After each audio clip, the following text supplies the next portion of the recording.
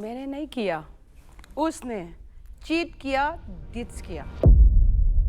वार्तालाप पर आज हम किसी मेडल की नहीं, किसी रिकॉर्ड की नहीं और ना ही किसी बॉक्सिंग रिंग की। आज हम एक बहुत ही बड़ी स्टेटमेंट की बात करने वाले हैं। उसने चीट किया, डिट्स किया। एक अधूरी बात की, एक ऐसी साइलेंस की जो शायद लफ्जों से ज्यादा भारी पड़ता है। मैरी कॉम ने आपकी अदालत पे स्टेज पे अपनी पर्सनल लाइफ को लेके एक वेग सा स्टेटमेंट दिया है। उन्होंने किसी का नाम नहीं लिया, कोई सीधा एलिगेशन नहीं लगाया, बस इतना कहा कि उनकी पर्सनल लाइफ काफी कॉम्प्लिकेटेड रही है और कुछ चीजें ऐसी होती हैं जो पब्लिक प्लेटफॉर्म्स पर डिटेल में नहीं बताई जा सकती। और वहीं एक लाइन काफी थी, क्योंकि जब आप इतनी बड़ी पर्सनालिटी होते हो, जब आप मैरी कॉम है, तो आपका साइलेंस भी एक हेडलाइन बन सकता है। यहीं से सवाल शुरू होता है, क्या ये सिर्फ अपनी कहानी का एक हिस्सा था या फिर एक ऐसा नरेटिव जो बिना पूरा बोले दूसरे इंसान पर उंगली उठा देता है? क्योंकि पब्लिक फिगर्स जब अपनी पर्सनल लाइफ का जिक्र करते हैं तो वो सिर्फ अपना दर्द शेयर नहीं करते हैं, वो एक इमेज को भी शेप कर रहे होते हैं for the whole youth, for the whole public. और इमेज का दूसरा साइड अक्सर बोल नहीं पाता है। अब थोड़ा पीछे चलते हैं। मैरी कॉम और उनके एक्स हस्बैंड की लव स्टोरी ग्लैमरस नहीं थी। ये कोई रेड कार्पेट रोमांस नहीं था, ये बस एक स्ट्रगल से निकला हुआ रिश्ता था। एक लड़की जो मणिपुर के एक छोटे से बैकग्राउंड से आकर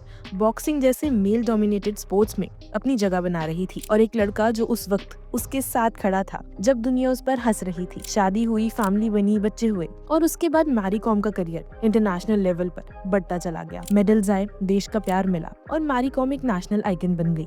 और यहीं से रियलिटी थोड़ी अनकंफर्टेबल हो जाती है, क्योंकि सक्सेस सिर्फ एक इंसान को नहीं बदलता, सक्सेस पावर डायनामिक्स बदल देता है। जब एक पार्टनर दुनिया के सामने हीरो बन जाता है तो दूसरा पार्टनर धीरे धीरे बैकग्राउंड में चला जाता है। और ये बात सिर्फ मैरी कॉम के केस में नहीं होती है, ये हर हाई अचीविंग रिलेशनशिप का एक अनसेट ट्रुथ है। मैरी कॉम के एक्स हस्बैंड का भी एक स्टेटमेंट सामने आया जिसमें उन्होंने ये कहा है कि उनके साथ चीटिंग हुई है। उन्हें इमोशनली साइड लाइन फील हुआ है और धीरे धीरे उनकी पहचान सिर्फ मैरी कॉम का पति यही तक सीमित रह गई। अब यहाँ एक बड़ा सवाल खड़ा हुआ है कि सच क्या है, और शायद इससे बड़ा सवाल ये है कि क्या हर सच पब्लिक के लिए होता है? यहाँ पर एक और एंगल सोचना जरूरी है। अगर यही वेग स्टेटमेंट किसी मर्द ने दी होती तो कोई मेल एथलीट या सेलिब्रिटी अपनी एक्स वाइफ के बारे में इस तरह का हिंट्स दे देता तो क्या रिएक्शन होता? लोग बोलते कैरेक्टर असैसिनेशन हो रहा है, या फिर लोग ये भी बोलते कि प्राइवेट लाइफ का तमाशा क्यों बना रहे हो, सिंपैथी कार्ड खेला जा रहा है। तो फिर सवाल ये है कि क्या स्टैंडर्ड्स अलग होते हैं या सिर्फ नरेटिव का पावर मैटर करता है? वार्तालाप ये नहीं कह रहा है कि मैरी कॉम गलत है, और ये भी नहीं कह रहा है कि उनके एक्स हस्बैंड बिल्कुल सही है। ये कहानी हीरो और विलन की नहीं है, ये कहानी रिस्पेक्ट की है। ये सिर्फ स्टेज पर तालियों से नहीं मिलता है, रिस्पेक्ट मिलता है एक्नॉलेजमेंट से,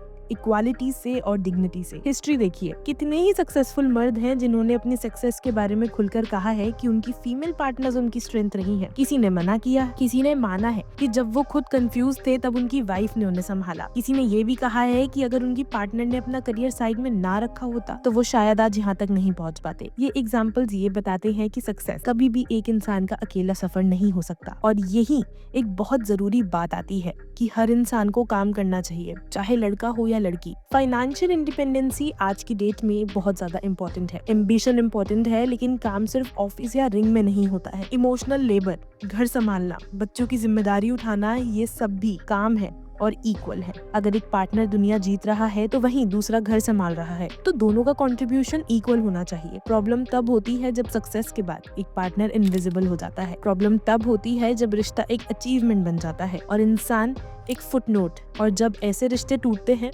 तो शायद दोनों तरफ से थोड़ी सेंसिटिविटी और थोड़ी साइलेंस भी जरूरी होती है। मैरी कॉम की कहानी हमें ये याद दिलाती है कि मेडल्स जीतना मुश्किल होता है, लेकिन रिश्तों को संभालना कभी कभी उससे भी ज्यादा मुश्किल हो जाता है। दोनों के लिए स्ट्रेंथ चाहिए, पर रिलेशनशिप के लिए सिर्फ स्ट्रेंथ काफी नहीं होती, रिस्पेक्ट भी चाहिए। और जब रिश्ता खत्म हो जाता है तो डिग्निटी के साथ बात रखना शायद दोनों के लिए बेहतर होता है। वार्तालाप आज यही एक सवाल छोड़कर रुकता है, क्या हम सक्सेस सेलिब्रेट करते वक्त उन लोगों को भूल जाते हैं जो उस सक्सेस के पहले साथ खड़े थे? क्योंकि एंड में ये जेंडर का इशू नहीं है, ये पावर का इशू है, ये रिस्पेक्ट का इशू है। और रिस्पेक्ट तभी मीनिंगफुल होता है जब वो दोनों तरफ बराबर हो।